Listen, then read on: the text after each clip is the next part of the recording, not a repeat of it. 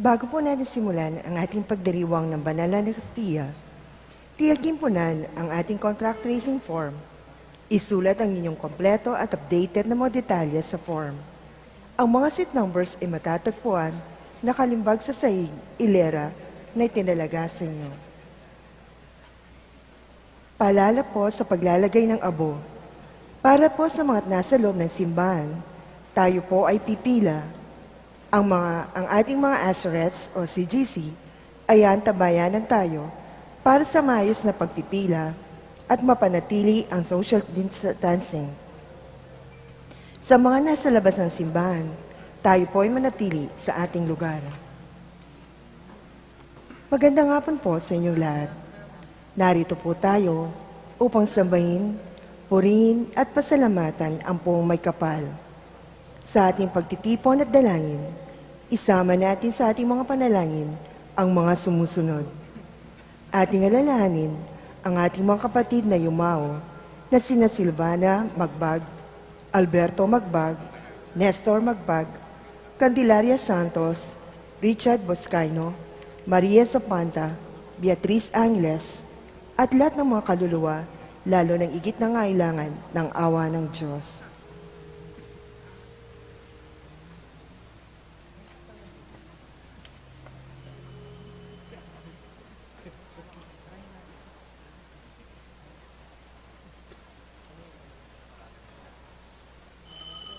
Ang magmimisa po natin ngayon ay si Reverendo Padre Kenneth Alde. Tayo po ay magsitayo para sa pasimula ng pagdiriwang.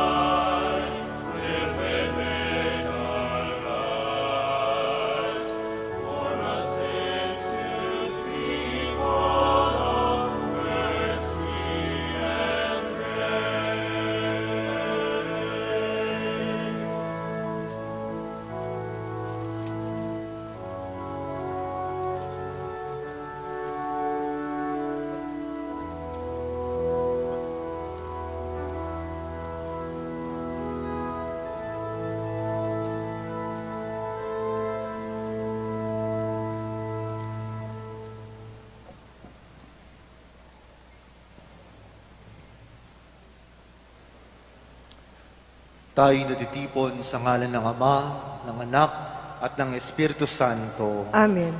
Ang pagpapala ng ating Panginoong Jesucristo, ang pag-ibig ng Diyos Ama, at ang pakikipagkaisa ng Espiritu Santo ay sumainyong lahat. At sumayo rin.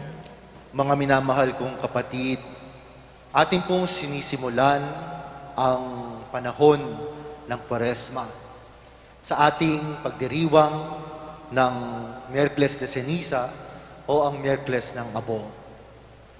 Sa ating pong pagdiriwang ngayong hapon, ipanalangin natin na naway bigyan tayo ng grasya ng pagiging bukas palad sa panahon ng Kwaresma. Sa ating Ebanghelyo, maririnig natin tinuturo ang tatlong disiplina ng Kwaresma. Naway ating maintindihan ito sa ngalan ng pagiging bukas palad. Manalangin tayo. Ama naming makapangyarihan, ipagkaloob mong masimulan namin ngayon sa banal na pagkukusang magtiis ng kagutuman, ang pakikipagtunggalian bilang mga kapanig ni Kristo. Sa aming pagsugpo sa mga salungat sa pamumuhay sa Espiritu, maging amin nawang sandata ang pagtitimpi sa sarili sa pamamagitan ni Jesucristo kasama ng Espiritu Santo, magpasawalang hanggan. Amen. Pagbasa mula sa aklat ni Propeta Joel. Sinasabi ngayon ng Panginoon, "Mataimtim kayong magsisi at manumbalik sa akin. Kayo'y mag-ayuno, manangis at magdalamhati. Magsisi kayo ng taos sa puso, hindi pakitang tao lamang. Magbaliklog kayo sa Panginoon na inyong Diyos. Siya'y may magandang loob at puspos na awa, mapagpahinuhod at tapat sa kanyang pangako. Laging handang magpatawad at hindi magpaparusa. Maaaring lingapin kayo ng Panginoon at bigyan ng masaganang ani. Kung magkagayon, mahahandugan natin siya ng haing butil at alak. Ang trumpeta ay hipa ninyo sa ibabaw ng bundok Siyon. Iutos ninyo na magayuno ang lahat. Tawagin ninyong mga tao para sa isang banal na pagtitipon. Tipunin ninyo ang lahat, matatanda't bata, pati mga sanggol at maging ang mga bagong kasal. Mga saserdote, kayo'y tumayo sa pagitan ng pasukan at ng dambana. Manangis kayo't manalangin ng ganito. Mahabag ka sa iyong bayan, O Panginoon. Huwag mong tulutan kami hamakit pagtawanan ng ibang mga bansa at tanungin, nasaan ang iyong Diyos? Pagkaraan, ipinamalas ng Panginoon na siya'y nagmamalasakit sa kanyang bayan. Ang salita ng Diyos. Salamat sa Diyos. Poon, iyong kaawaan kaming sa iyo'y nagsisuway. Pon, iyong kawan, kaming sa iyo'y nagsisuway. Ako'y kaawaan, o mahal kong Diyos, sang-ayon sa iyong kagandahang loob. Mga kasalanan ko iyong pawiin, ayon din sa iyong pag-ibig sa akin. Linisin mo sana ang aking karumhan at ipatawad mo yaring kasalanan. Pon, iyong kawan, kaming sa iyo'y nagsisuway. Ang pagsalangsang ko ay kinikilala. Laging nasa isip ko at alaala. Sa iyo lang ako nagkasalang tunay at ang nagawa ko'y di mo nagustuhan. Pon, iyong kawan, kaming sa iyo'y nagsisuway. Isang pusong tapat sa aking likhain. Bigyan mo, O Diyos, ng bagong damdamin. Sa iyong harap ay huwag akong alisin ang Espiritu mo ang papaghariin.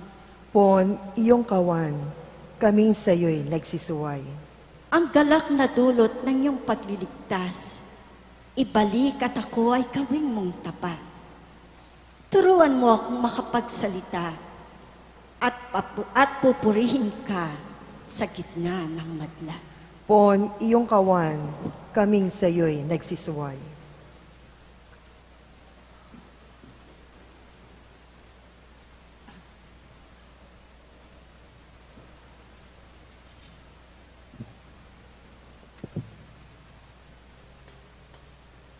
Pagbasa mula sa ikalawang sulat ni Apostol San Pablo sa mga taga-Korinto.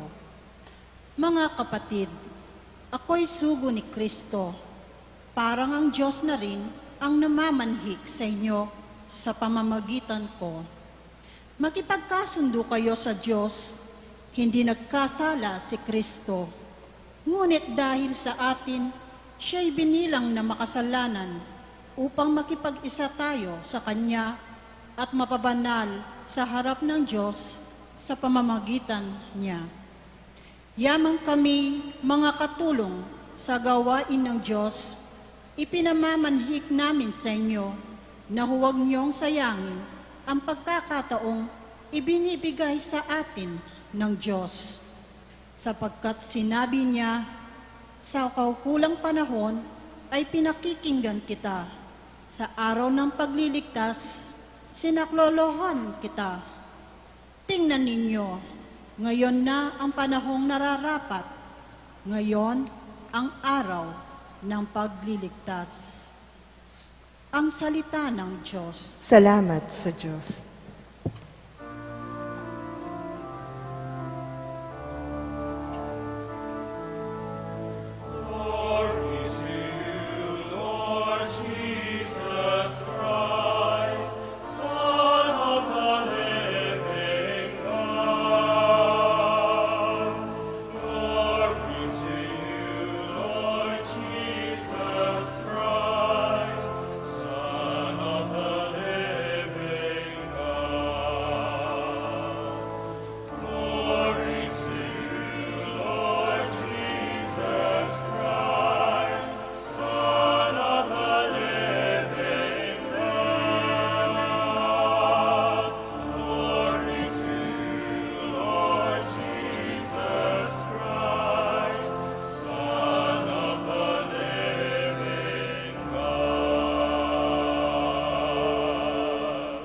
Kapag ngayon napakinggan ang tinig ng pong mahal, huwag ninyong adlangan ang pagsasakatuparan ng minik niya at kalooban.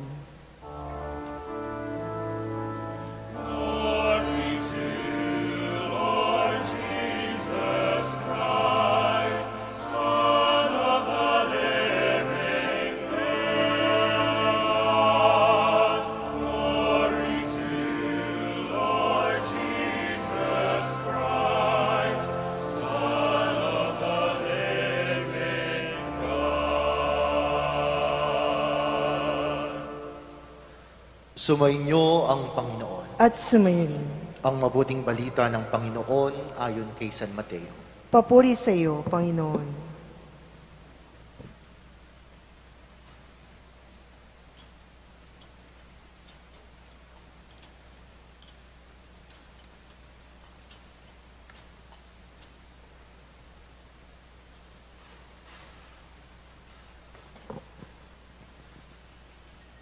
Noong panahong iyon, sinabi ni Jesus sa kanyang mga alagad, "Pag-ingatan ninyo na huwag maging pakitang tao lamang ang mga paggawa ninyo ng mabuti. Kapag ganyan ang ginawa ninyo, wala kayong matatamong gantimpala buhat sa inyong Amang nasa langit. Kaya nga kapag naglilimos ka, huwag mo nang ipagmakaingay ito, katulad ng ginagawa ng mga mapagpaimbabaw doon sa sinagoga at sa mga lansangan. Ginagawa nila ito upang purihin sila ng mga tao. Sinasabi ko sa inyo, tinanggap na nila ang kanilang gantimpala. Ngunit kung naglilimos ka, Huwag mo nang ipaalam ito kahit sa iyong pinakamatalik na kaibigan upang malihim ang iyong paglilimos. At gagantihan ka ng iyong amang nakakakita ng kabutihang ginagawa mo ng lihim. At kapag nananalangin kayo, huwag kayong tumulad sa mga mapagpaimbabaw. Mahilig silang manalangin ng patayo sa mga sinagoga at sa mga panulukang daan upang makita ng mga tao. Sinasabi ko sa inyo, tinanggap na nila ang kanilang gantimpala. Ngunit kapag mananalangin ka, pumasok ka sa iyong silid at isara mo ang pinto. Saka ka manalangin sa iyong amang hindi mo nakikita. At gagantihan ka ng iyong amang nakakakita ng kabutihang ginagawa mo ng lihim. Kapag nag-aayuno kayo, huwag kayong magbukhang malungkot tulad ng mga mapagpaimbabaw. Hindi sila nag-aayos upang malaman ng mga tao na sila'y nag-aayuno. Sinasabi ko sa inyo, tinanggap na nila ang kanilang gantimpala. Kapag ikaw ay nag-aayuno, mag-ayos ka ng buhok at maghilamos upang huwag mapansin ng mga tao na nag-aayuno ka. Ang iyong amang hindi mo nakikita, ang siya lamang nakakaalam nito. Siya na nakakakita ng kabutihang ginagawa mo ng lihim, ang gaganti sa iyo. Mga kaibigan, ang mabuting balita ng Panginoon. Pinupuri ka namin, Panginoong Yesukristo.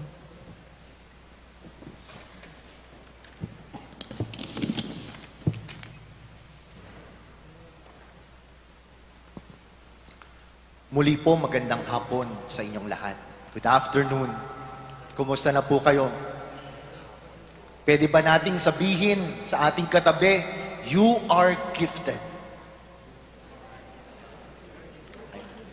Huwag na lang pong pakalakas para hindi tayo magkahawaan. Nung pong seminarista pa lamang po ako, medyo makapal pa po ng konti yung buhok ko, ay na-assign po ako na mag-apostolate doon sa bundok kasama ng ating mga kapatid na Aita. Minsan dahil gusto ko pong malaman kung ano ang ginagawa nila maghapon, sabi ko sa isang kapatid na Aita, pwede ba akong sumama kung saan kayo nagtatrabaho sa bundok? Ang tawag po nila sa kanilang mga obra. So, sabi nung kapatid na Aita, tinignan ako mula ulo hanggang paa. Sabi niya, naku brother, kaya mo kaya? Sabi ko, feeling ko, kayang-kaya ko naman. Oo, mga gaano ba kalayo ito? Mga 30 minutes lang siguro, brother. Sabi ganyan ng kapatid na Aita. So sige, 30 minutes lang pala, kayang-kaya. Kinabukasan, maaga kaming umalis, papunta sa kanilang mga obra. Lumipas ang kalahating oras. Tinanong ko, malayo pa ba tayo? Sabi niya, brother, doon lang tayo, malapit na lang. Isang oras na ang lumipas.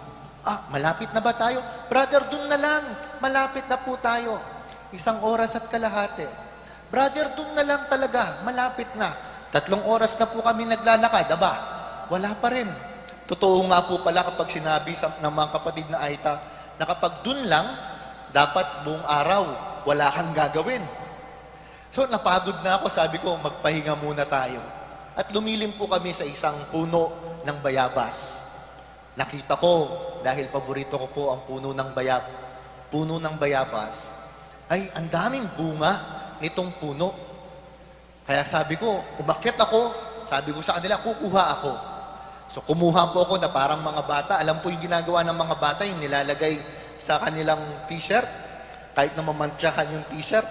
Tapos yung nanay ko siguradong papaluin ako pagbalik sa bahay dahil puro mantya yung t-shirt. Napansin ko po, itong mga kapatid na Aita, 1, 2, 3, kung Pinakamarami na po siguro, ang kinuha lang nilang mga bayabas. Nagtanong ako, hindi nyo ba gusto yung bayabas? Ay brother, gusto po namin yung bayabas. Eh bakit? Isa lang ang kinukuha ninyo o dalawa? Sabi niyang kapatid na Aita, brother, nakakahiya naman po kasi sa iba pang dadaan. Baka kapag po lumilim sila dito, ay wala silang mapitas na bayabas. Tinignan ko po yung isa nilang bayabas. Tinignan ko yung nasa t-shirt ko, 20 yata. Nahiya naman ako sa sarili ko. Sometimes we have that attitude of being entitled to things. Akala natin para sa atin ang lahat ng bagay. And when we feel that we are entitled to things, it makes it difficult for us to understand and to experience what grace is all about. Mga kaibigan, ngayong taon pong ito ay pinagdiriwang natin ang 500 taon ng regalo ng ating pananampalataya. The gift of our faith. And in this celebration, we are being challenged to reflect on our giftedness and towards generosity. Sabi nga po ng slogan natin ngayong 500 years of celebration, sabi niya, gifted to give. Gifted to give. Ngayon pong panahon ng Kwaresma, ito rin po ang nais kong pagnilayan natin. First, to experience our giftedness. And second, to be challenged to be generous. What hinders generosity? Ano ba ang pumipigil upang maging bukas palad tayo? One of the things that hinder generosity is that sense of entitlement. Ito po yung, I am entitled to the blessings that I receive.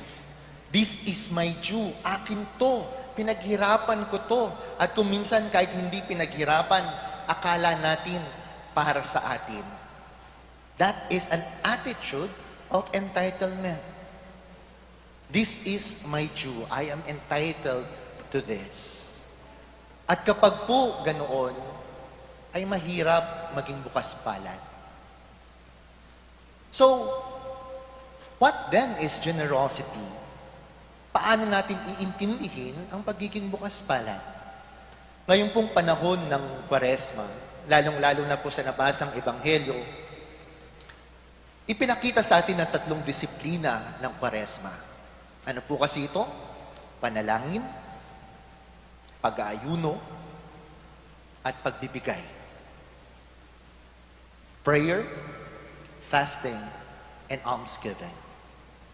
I would like you to reflect with me what generosity is in the context of prayer, fasting, and almsgiving.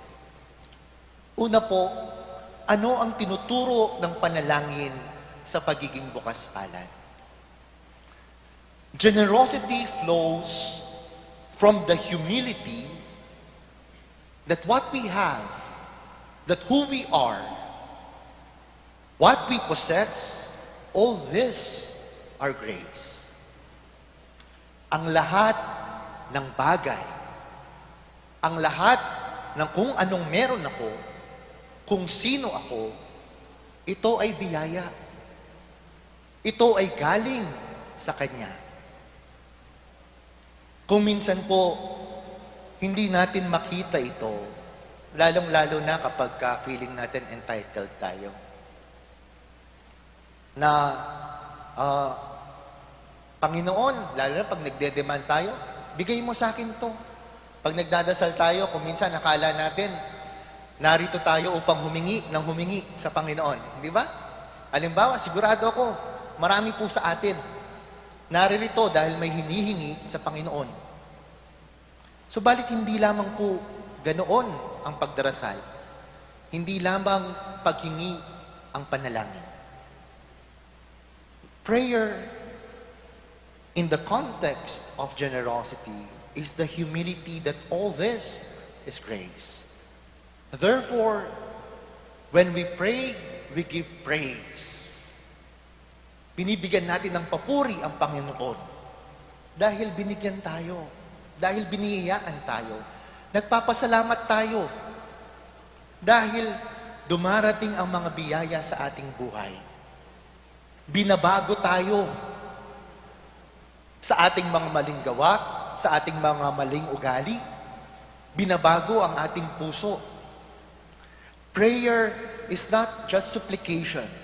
It is about praise. It is about conversion. It is about thanksgiving. And we can pray when we have that humility to say, all this is grace. The blessings that I have received are gifts that I can share with others. Second, what can we learn from fasting? Madalas po kasi kapag sinasabi nating fasting, yung akala natin self-denial. Di ba? Hindi muna ako kakain ng karne. O kaya, hindi muna ako kakain. Pero kapag self-denial lang, baka hindi totoong fasting yon, baka nagda-diet lang tayo. Di ba? Ano ba ang totoong fasting? Ang tunay na pag-aayuno ay kaya mong magsakripisyo dahil mayroon kang pinaglalaanan. Mayroon kang pinaglalaanan. True generosity is having the capacity to sacrifice. True generosity, sabi nga ni Mother Teresa, is to give until it hurts. To give even if it hurts. Sometimes our generosity will be tested. Naranasan niyo na po ba yung ito na lamang ang laman ng wallet mo? Pero dahil mayroong mas nangangailangan na tao na nasa harapan mo, kahit na mahirap bunutin, pipikit ka na lamang at magbubuntong hininga at ibibigay mo pa rin sa taong mas nangangailangan sa'yo. O kaya, sabi nga ng mga magulang, di ba? Isusubo ko na lang, ibibigay ko pa sa iyo. Bakit kaya nating magsakripisyo? Dahil mayroon tayong pinaglalaanan. That is what fasting is. We deny ourselves, not for ourselves, but rather we deny ourselves for others. At dito po, pumapasok ang pangatlong disiplina, almsgiving, charity. Generosity is not just a concept, but rather generosity is made concrete and real when we learn how to share the gifts that we have received.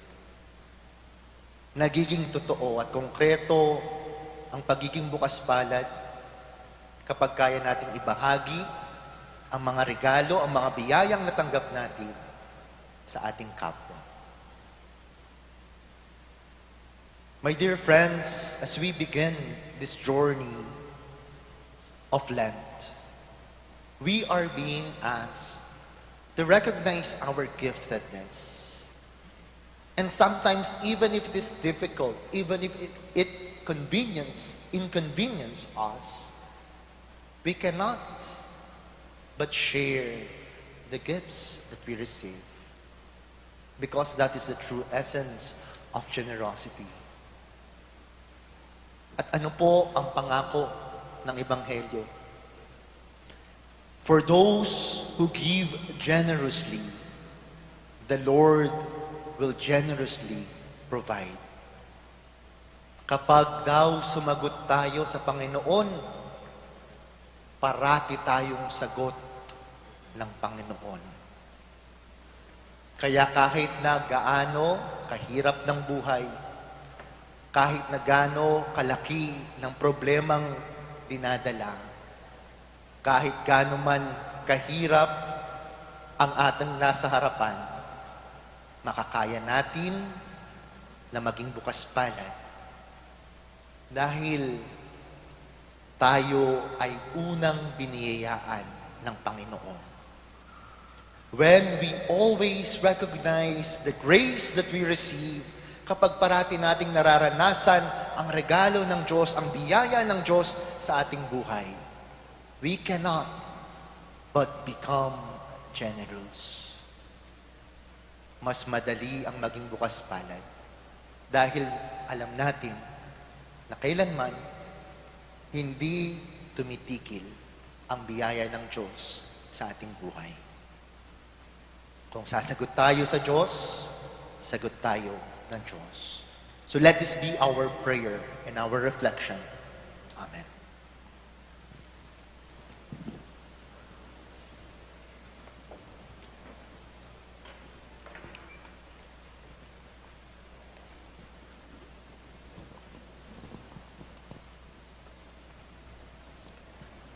Minamahal na mga kapatid,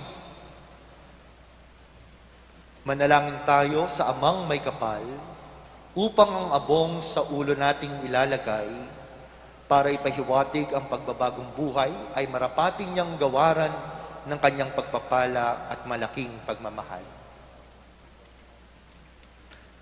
Ama naming mapagpatawad, kinupkup mo at itinatampok ang umaamin sa kasalanan at ikinalulugod mo ang nagbabagong buhay. Dinggin mo kami at kupkupin sa pagkakalob mo ng pagpapala.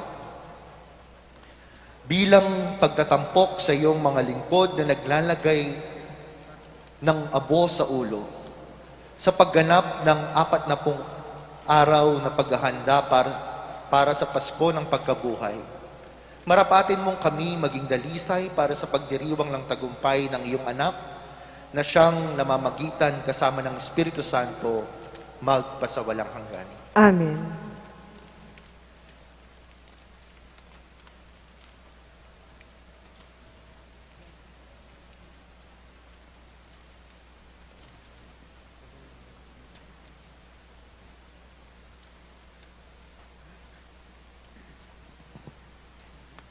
Magbagong buhay ka at sa mabuting balita sumampalataya. Paalala po sa paglalagay ng abo.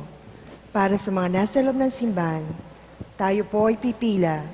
Ang mga asrets o CGC ay antabayanan tayo para sa maayos na pagpila at mapanatili ang social distancing.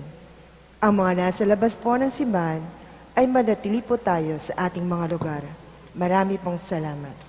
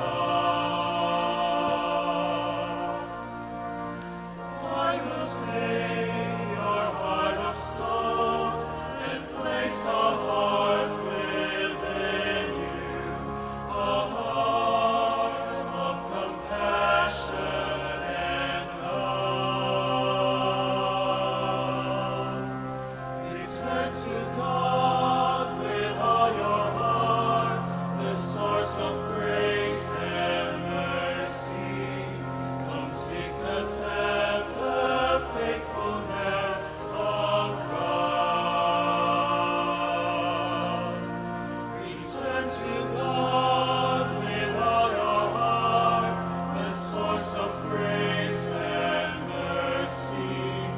Come seek the tender faithfulness of God.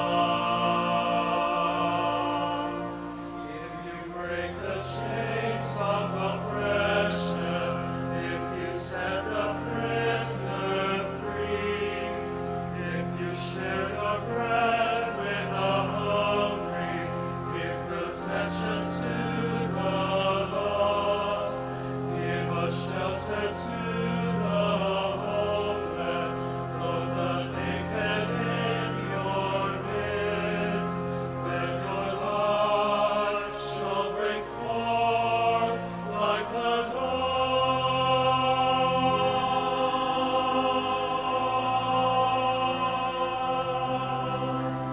Return to God with all your heart, the source of grace and mercy.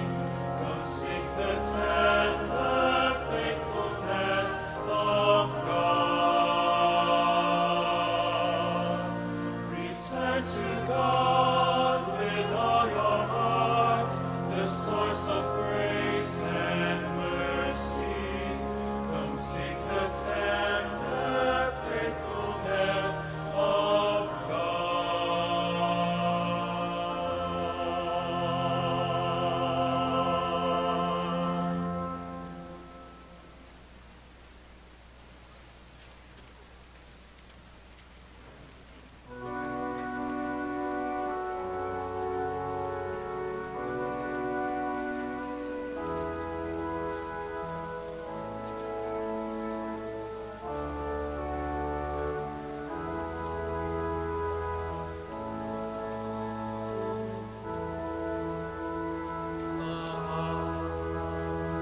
Kaawaan mo ako, O Diyos, ayon sa iyong kabutihan, ayon sa laki ng iyong habag. Bawin ang aking kasamaan. Hugasan ako sa aking pagkakasala at linisin sa aking kasalanan.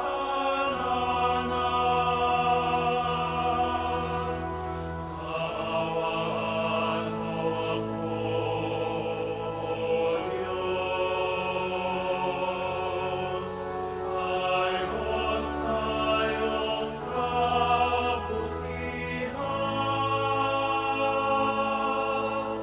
ayon sa laki ng iyong habag.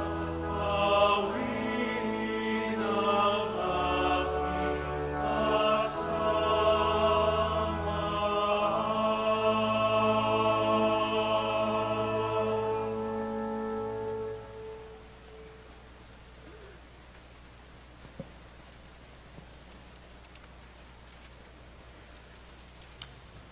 Sa pagpasok natin sa panahon ng Kwaresma, inaanyayahan tayong tumugon sa Diyos na tumatawag sa atin upang magbalik sa Kanya ng buong puso.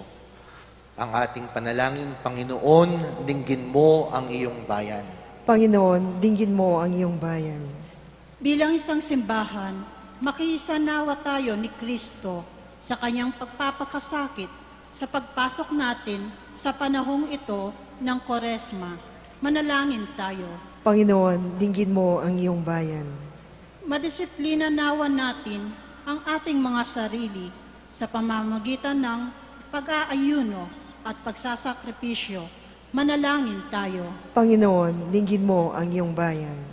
Imulat nawa natin ang ating mga mata sa mga kapatid nating lubos na nangangailangan sa pamamagitan ng pagkakawanggawa at taus-pusong paglilingkod. Manalangin tayo. Panginoon, dinggin mo ang iyong bayan. Maging masaya at mapayapa nawa sa piling ng Diyos ang mga kapatid nating yumao. Manalangin tayo. Panginoon, dinggin mo ang iyong bayan. Sa ilang sandali ng katahimikan, atin ipinalangin ang iba pang mga pangangailangan ng ating pamayanan, pati na rin ang ating pansariling kahilingan. Manalangin tayo. Panginoon, dinggin mo ang iyong bayan. O Diyos na mahabagin, tunghayan mo ang mga kahilingan namin. Nawa ang mga abong aming tinanggap ay tunay na maging sagisag ng aming pangakong tuparin ang iyong kalooban. Hinihiling namin ito sa pamamagitan ni Kristong aming Panginoon. Amen.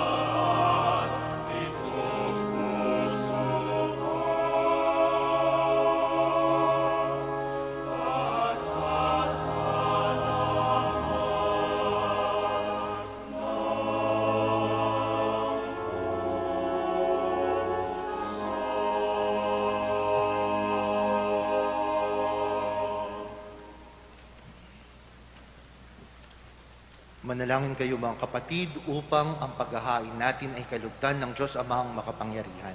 Tanggapin nawa ng Panginoon itong paghain sa iyong makamay, sa kapurihan at karangalan, sa ating kapinabangan at sa buong sabay niya ng banal. Ama naming lumikha, ginaganap namin ang paghahaing ito bilang maringal na pagsimula sa 40 araw na paghahanda. Ang aming kusang pagtitiis at pagmamalasakit ay makapagpadalisay nawa sa aming masasamang hilig upang kami pagindapating makinabang sa iyong anak na para sa amin nagpakasakit bilang aming tagapamagitan, kasama ng Espiritu Santo, magpasawalang hanggan. Amen.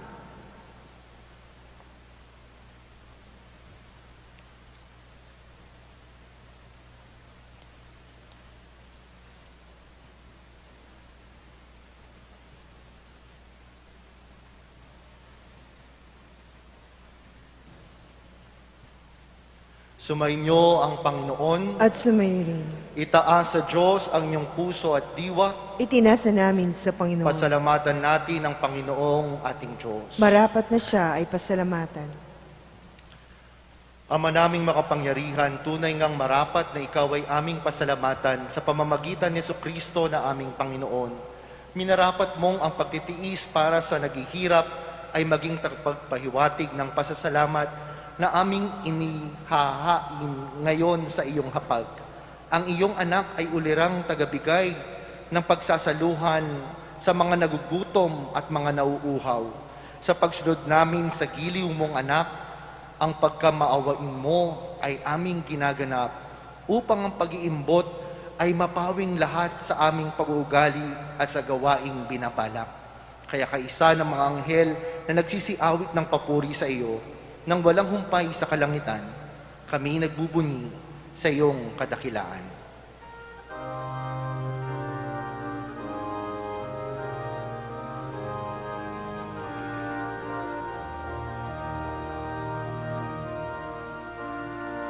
Holy, holy, holy, Lord God of hosts, heaven and earth are full of your glory. Hosanna, Hosanna, Hosanna in the highest. Blessed is he who comes in the name of the Lord. Hosanna, Hosanna, Hosanna in the highest.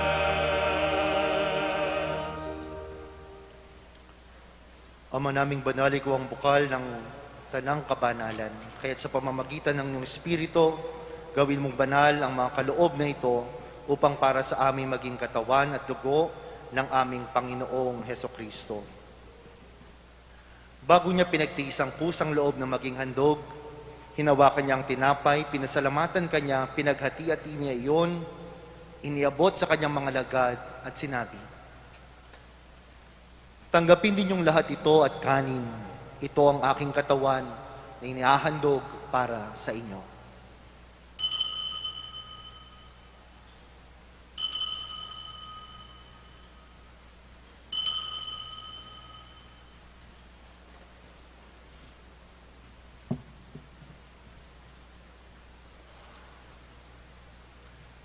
Gayon din naman, noong matapos ang hapunan, hinawakan niya ang kalis.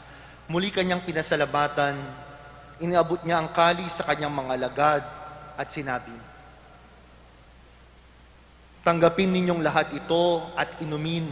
Ito ang kalis ng aking dugo, ng bago at walang hanggang tipan.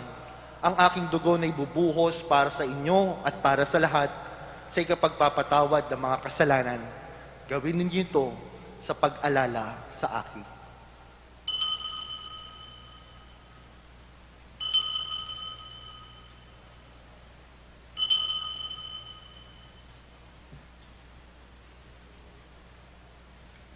Ang misteryo ng pananampalataya.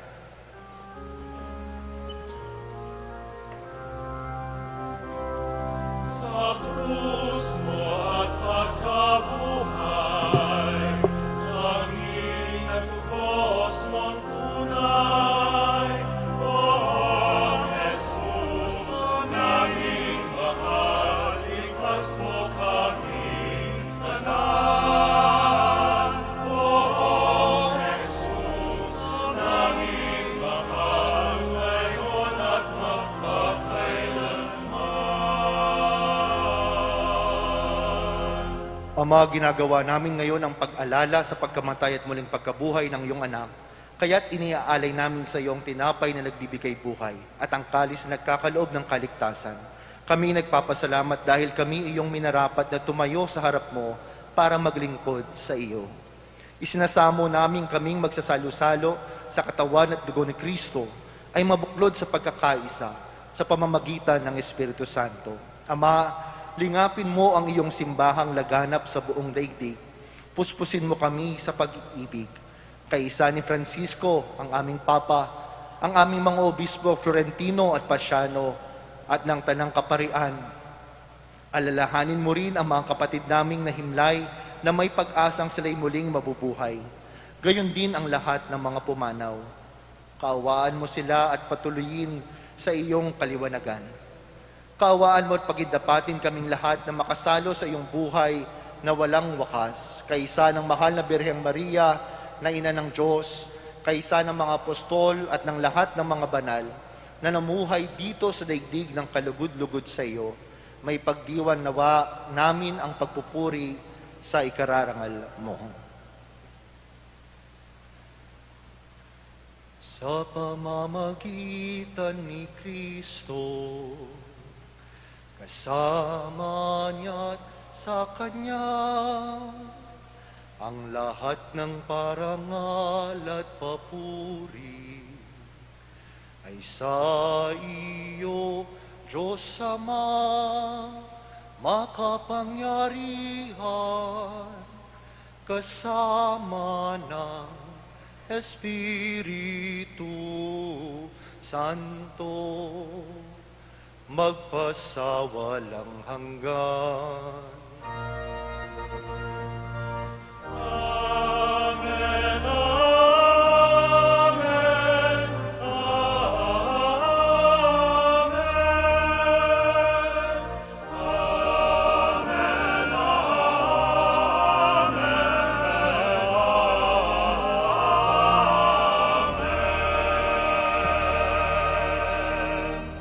Sa tagubilin ng nakakagaling na utos at turo ni Jesus na Panginoon natin at Diyos, ipahayag natin ng lakas loob.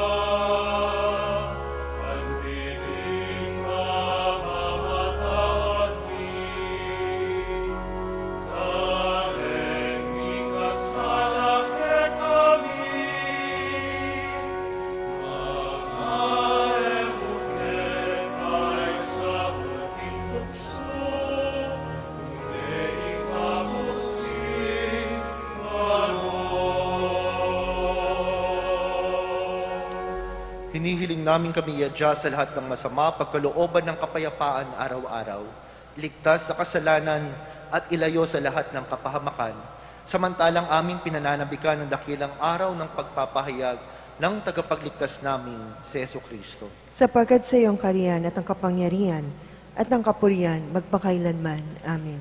Panginoong Jesucristo, sinabi mo sa iyong mga apostol, kapayapaan ang iniiwan ko sa inyo.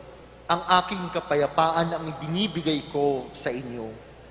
Tunghayan mo ang aming pananampalataya at huwag ang aming pagkakasala. Pagkalooban mo kami ng kapayapaan at pagkakaisa ayon sa iyong kalooban, kasama ng Espiritu Santo, magpasawalang hanggan. Amen. Ang kapayapaan ng Panginoon ay laging sumainyo. At sumayo rin. Magbigayan tayo ng kapayapaan sa isa't isa. Kapayapaan po sa inyong lahat. Kapayapaan po.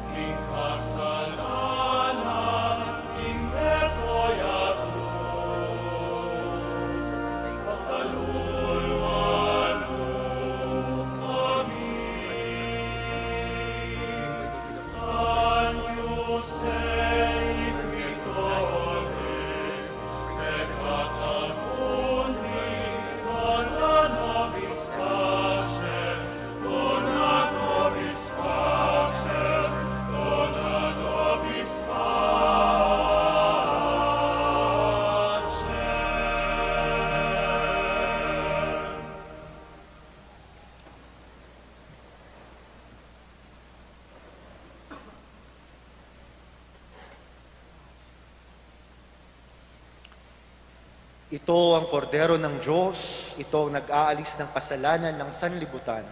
Mapalad ang mga inaanyayahan sa kanyang piging. Panginoon, hindi ako karapat-dapat na magpatuloy sa iyo, ngunit sa isang salita mo lang ay gagaling na ako.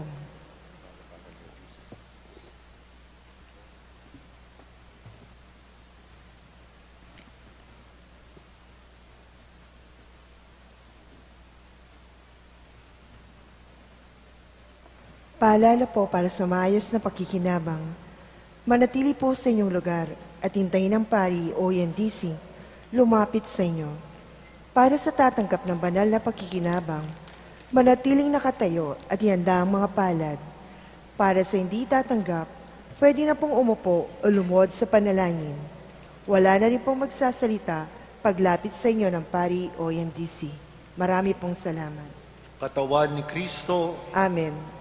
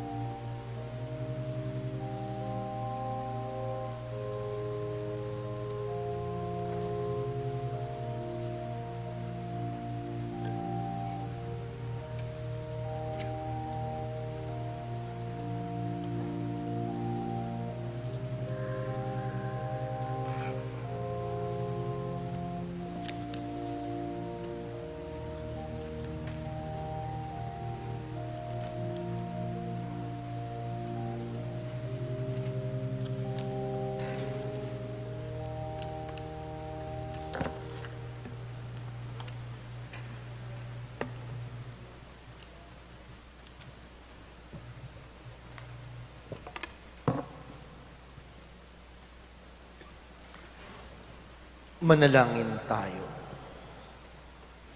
Ama naming mapagmahal, ang pinagsaluhan namin ay amin nawang pakinabangan sa pagkakamit ng dulot na kagalingan ng kagutumang kusa naming pinagtitiisan at iyong kinalulugdan sa pamamagitan ni Jesucristo kasama ng Espiritu Santo magpasawalang hanggan. Amen.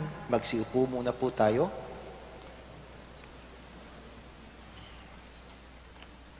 Announcement. Alay Kapwa Second Collection. We will have our once-a-year Lenten Action Special Program collection today. Our Archbishop, Most Reverend Florentino Lavarias, is asking us to please be extra generous in contributing to our Alay Kapwa Fund for the poorest of the poor in our province. In keeping with the spirit of Lent, the true spirit of fasting is not completed if what we say from fasting is not given away for charity and almsgiving. The Alay Kapwa campaign is a nationwide campaign that is done in all archdioceses and dioceses all over the Philippines. It consists of two parts, an evangelization campaign, and the second part is the resource mobilization campaign. The proceeds from our collections, our participation, will be used primarily for two things. First, it is to sustain our scholarship program. In this academic year, we have 400 scholars, and we will be targeting maintaining 400 scholars for the next academic year. And then second, it is also used to sustain our disaster response program in the Archdiocese. Last year, during the pandemic, we were able to provide food packs for more than 23,000 beneficiaries, 23,000 households all over Pampanga, wherein around 70 parishes have participated. And we've also used the funds during the disasters brought about by the Typhoon Ulysses and the other typhoons. So the fund that we are collecting would be used primarily for scholarships and disaster response. So I urge you, my dear friends, to be generous and making our faith concrete by participating in this opportunity to give, because we have been blessed. Even though times are difficult, we are continually being blessed. Second,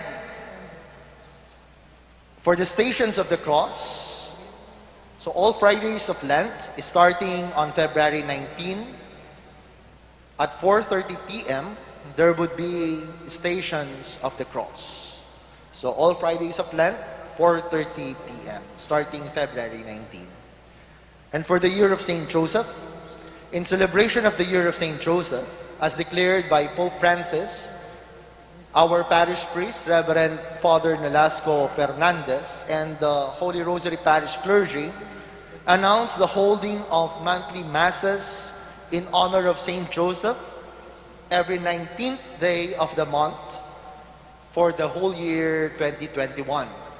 The masses will be held at San Jose Chapel along Santo Rosario Street at 6 o'clock in the evening, starting February 19, Friday.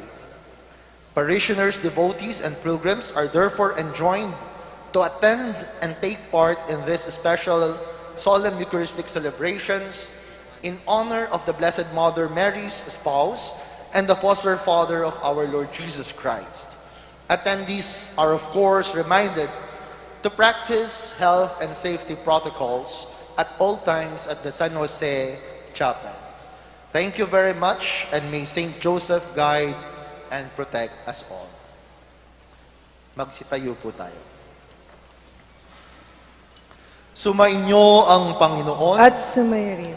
Yumuko tayo at hingin ang biyaya ng Diyos. Ilayo nawa kayo sa lahat na makapipinsala at pagpalain nawa kayo ng bawat mabuti at ganap na kaloob ng Diyos ngayon at magpasawalang hanggan. Amen.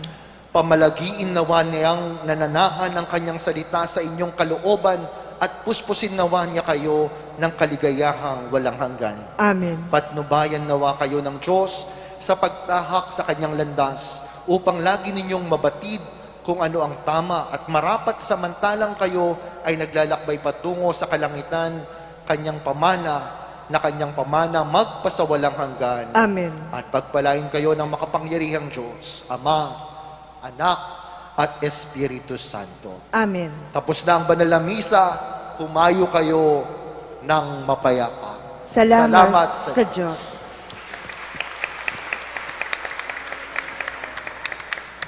Upang mapanatili ang 1 metrong distansya, pinapalalanan na lahat na manatili sa inyong mga lugar at hintayin ang asherettes na gagabay sa atin sa paglabas ng ating simbahan. Siguraduhin iulog ang iyong contract tracing form sa mga kahon na matatagpuan sa tabi ng mga pintuan. Marami pong salamat.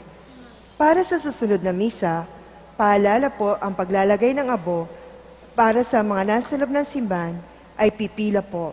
Ang mga Asheret o CGC ay antabayanan tayo para sa maayos na pagpipila at mapanatili ang social distancing. Sa mga nasa labas po ng simbahan ay manatili lang po tayo sa ating mga lugar. Marami pong salamat.